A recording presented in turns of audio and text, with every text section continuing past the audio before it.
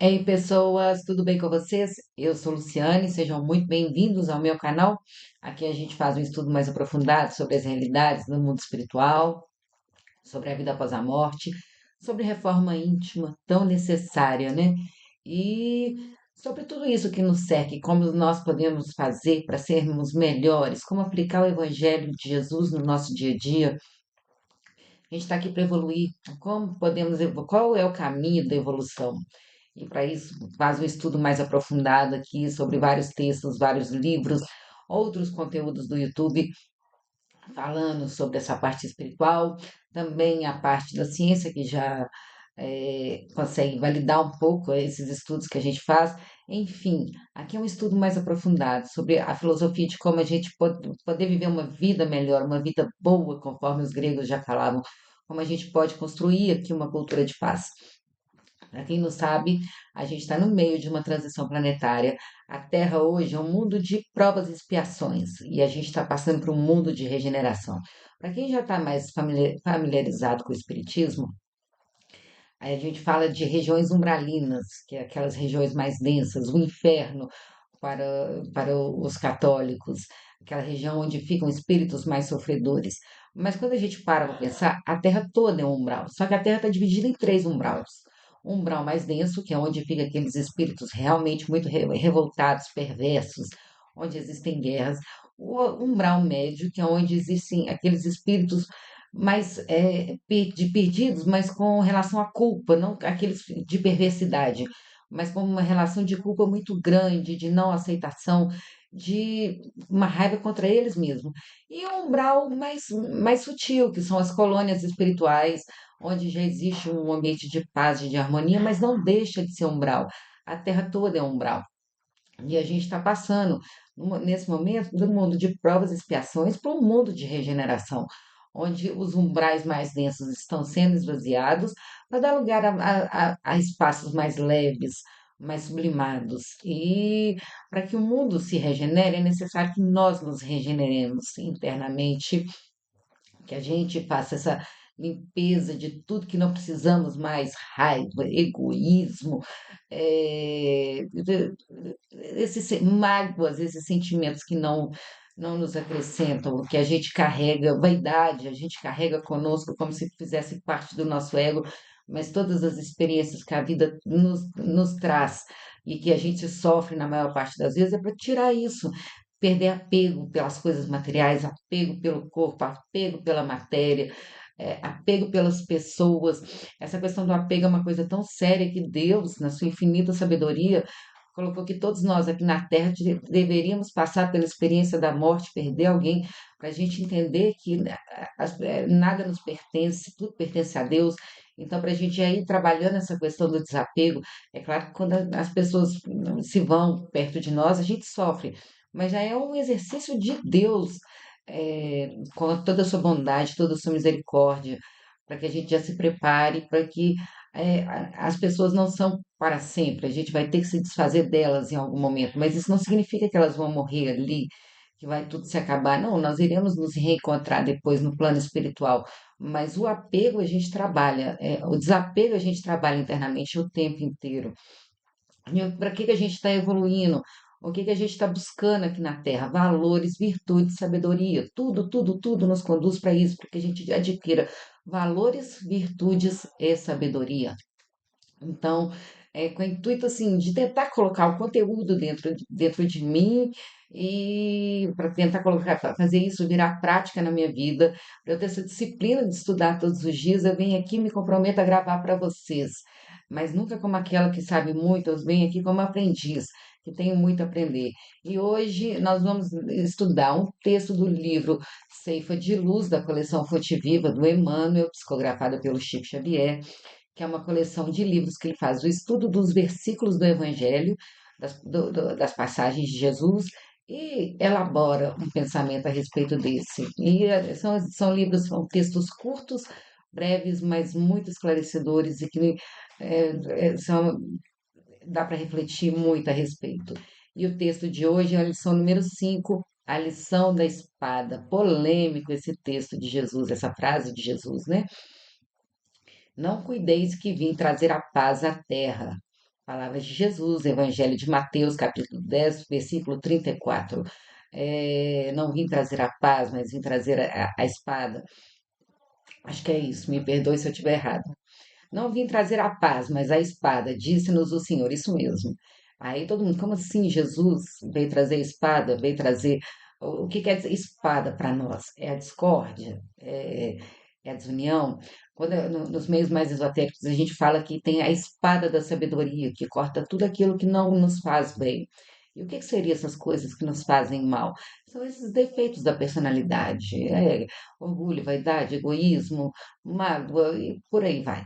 Então, essa espada da sabedoria, não a espada da violência, aquela espada que fere o outro, mas aquela espada que limpa todos os excessos que não são mais necessários na nossa vida. E muitos aprendizes prevalecem-se da afeição literal de sua palavra, para estender a sombra e a perturbação. Eu acho que para mim é inadmissível as palavras preconceito, guerra, conflito, discórdia e Jesus na mesma frase. Pessoas que fazem guerra, que humilham os outros, que prejudicam outras religiões, que se acham melhores do que os outros só porque são cristãos. Não cabe na mesma frase a palavra preconceito, ódio, discórdia, desavença. Jesus não cabe. Jesus era amor, era compaixão, era misericórdia. Mas muitas pessoas usando, distorcem, né? A questão da Bíblia é que a gente interpreta como a gente gostaria. É um texto, ele é muito alegórico, então cada um vai interpretar de acordo com o conteúdo dentro de si. Mas eu acho que assim, a gente tem que nos mirar em Jesus, no exemplo que ele deu, porque quando a gente quer saber alguma coisa de alguém, a gente para de ouvir o que ela fala e começa a ver o que ela faz.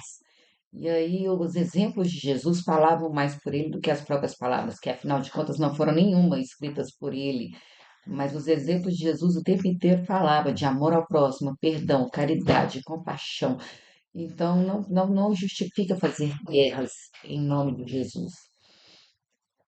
Valendo-se-lhe do conceito, companheiros inúmeros consagram-se ao azedume do lar, conturbando os próprios familiares, em razão de lhes imporem modos de crer e pontos de vista, vergastando-lhes o entendimento ao invés de ajudá-los na plantação da fé viva quando não se desmandam em discussões e conflitos, polemizando sem proveito ou acusando indubitamente a todos aqueles que lhes não comunguem a cartilha de violência e de crueldade. Vamos parar para pensar? Assim, tem muitos cristãos hoje em dia. Eu sou uma livre pensadora. Eu gosto de todas as religiões. Eu acho que todas elas estão certas em algum momento.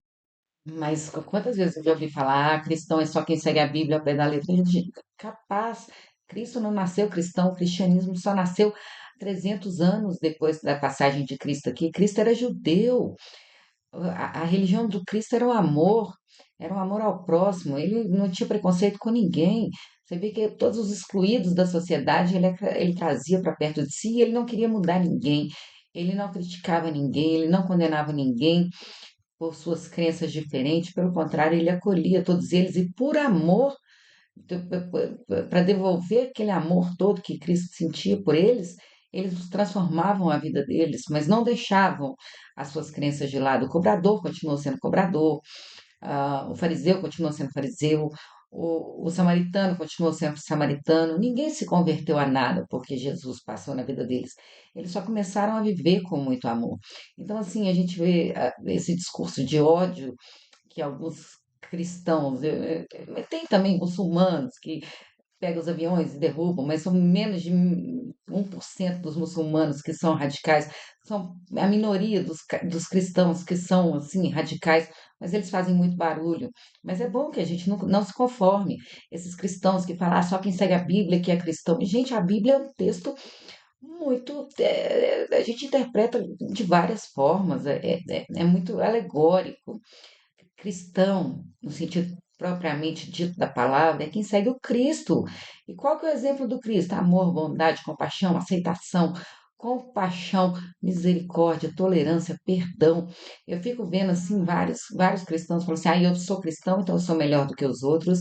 Eu sou muito bom. Ok, tem muita luz, mas como eu sou muito bom, Eu posso olhar para o outro e avaliar se o que o outro faz é certo e errado, e por isso eu posso ser fiscal, ser uma patrulha da moral e dos bons costumes. Jesus não pediu para a gente vigiar uns aos outros, Jesus pediu para a gente perdoar uns aos outros. Aquele que não tiver pecado, que atira a primeira pedra. Ok, a gente pode olhar para o outro e ver que o outro está errando, ver assim, ou não, eu reconheço o certo e o errado no outro, mas não com a intenção de se sentir melhor do que o outro, mas a intenção de não cometer os mesmos erros que o outro, guardar para si aqueles comentários que depreciam outra pessoa e ser generoso naquilo que eleva. Por que que a gente é tão generoso assim para poder criticar o outro, falar o que que o outro faz de errado? E tão pão duro para elogiar, para falar coisas boas, para falar eu te amo. Então, assim, vê o outro fazendo coisa errada, guarda para si. Não vê, não vê enxerga o cisco no olho do seu irmão, mas não enxerga a trave no seu olho. Então, eu acho que a gente tem que tomar muito cuidado, porque o ambiente religioso, ele nos torna muito vaidosos. Todo mundo que está lá, quem é o mais iluminado, quem é o mais elevado. Caramba, estamos todos aqui na Terra, a Terra toda é um umbral. Todos nós somos espíritos devedores. Assim, o único puro, que perfeito que teve aqui foi Jesus. Então, mas essas pessoas que usam esse discurso da espada para poder semear o ódio, a discórdia, para poder destilar seus venenos em cima dos outros. Ah, não, porque sou o certo, eu sigo a palavra, então eu sou melhor do que os outros. Isso não tem nada a ver com os ensinamentos de Jesus. E o verdadeiro cristão é aquele que pratica a caridade, é aquele que segue os exemplos do Cristo, que tem compaixão pelo próximo. O mundo, até a época do Cristo, legalizara a prepotência do ódio e da ignorância, mantendo-lhe a terrível dominação através da espada mortífera da guerra e do cativeiro, em sanguinolentas devastações. A realeza do homem era a tirania revestida de ouro, arruinando e oprimindo onde estendesse as garras destruidoras. Com Jesus, no entanto, a espada é diferente. Voltada para o seio da terra, representa a cruz em que ele mesmo prestou o testemunho supremo do sacrifício e da morte pelo bem de todos. É por isso que o seu exemplo não justifica os distintos desenfreados de quantos pretendam ferir ou guerrear em seu nome. A disciplina e a humildade, o amor e a renúncia marcam-lhe as atitudes em todos os passos da senda.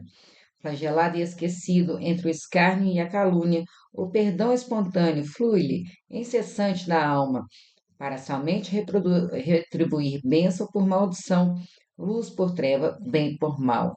Assim, se recebeste a espada simbólica que o Mestre nos trouxe à vida, lembra-te de que a batalha instituída pela lição do Senhor permanece viva e rija dentro de nós, a fim de que, ensarilhando sobre o pretérito a espada da nossa antiga insensatez, venhamos a convertê-la na cruz redentora, em que combateremos os inimigos de nossa paz, ocultos em nosso próprio eu, em forma de orgulho e intemperança, egoísmo e animalidade, consumindo-os ao preço de nossa própria consagração à felicidade dos outros, única estrada suscetível de conduzir-nos ao império definitivo da grande luz.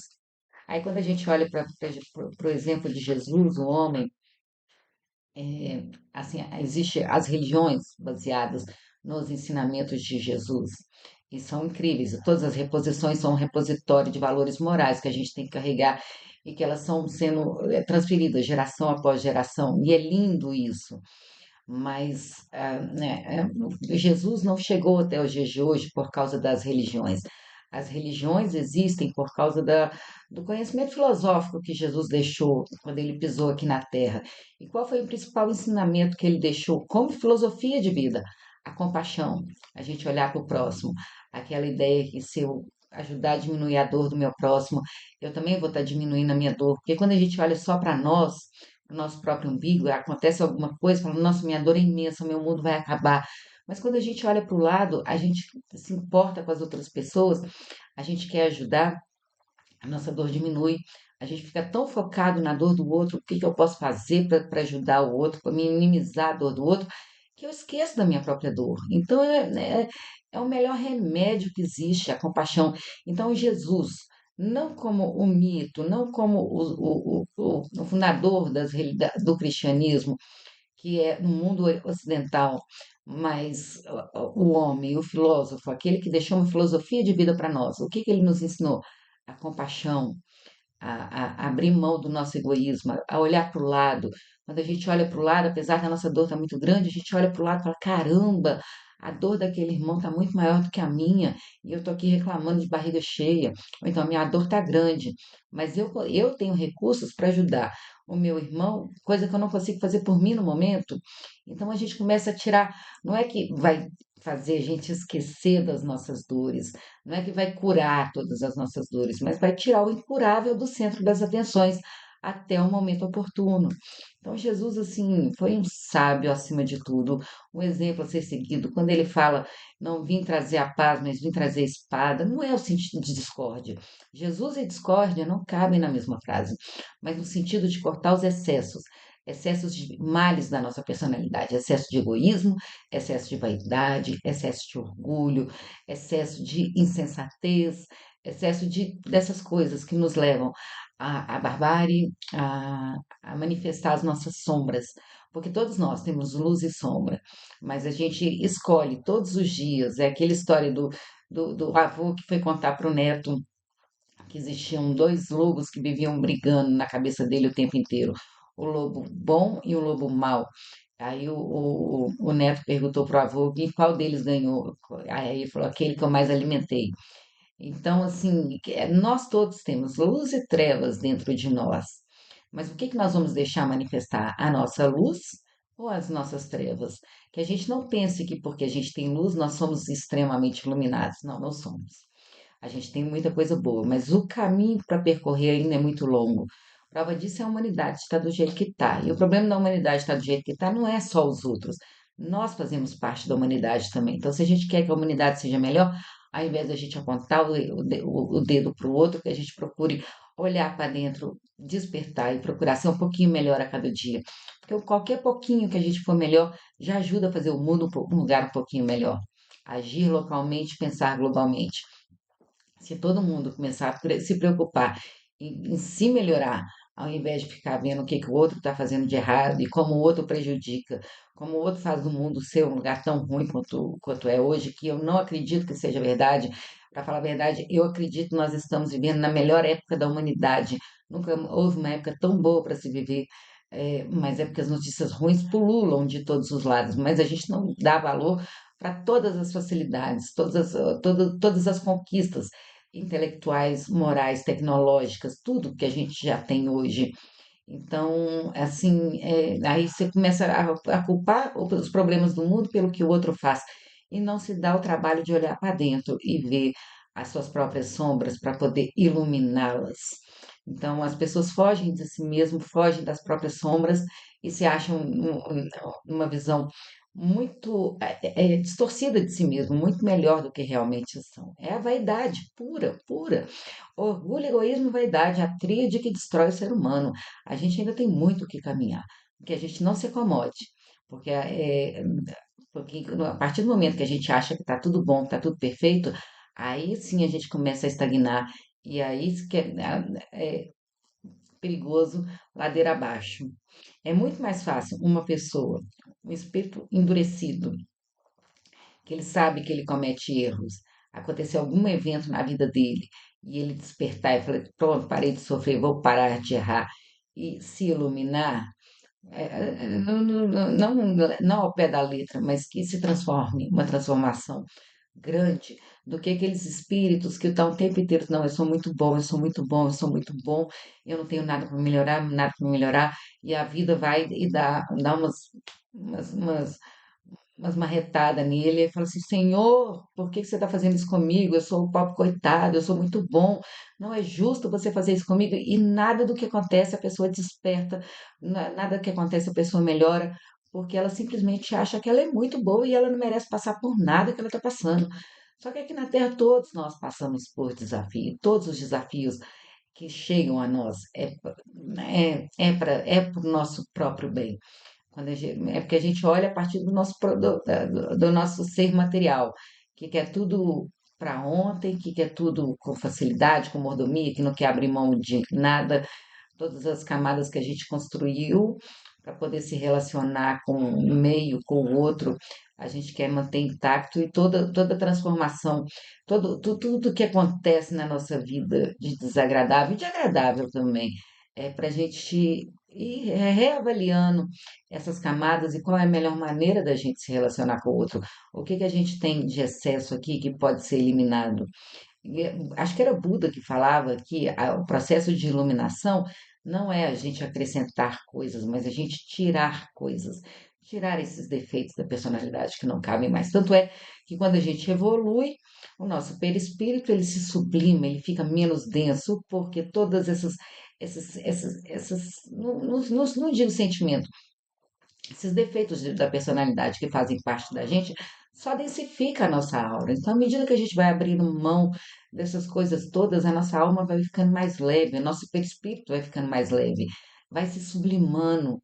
Então é isso, a gente tem que aprender a tirar a coisa. E para passar a espada, sim, a espada que corta os excessos, não a espada da discórdia, não a espada da ignorância. Se tem alguém que não concorda com a sua crença, perfeito, ele tem o direito de pensar o que ele quiser. Quantas pessoas não virem ateus, têm vergonha de falar que não acreditam em Deus, porque todo mundo não acredita em Deus, então é ruim.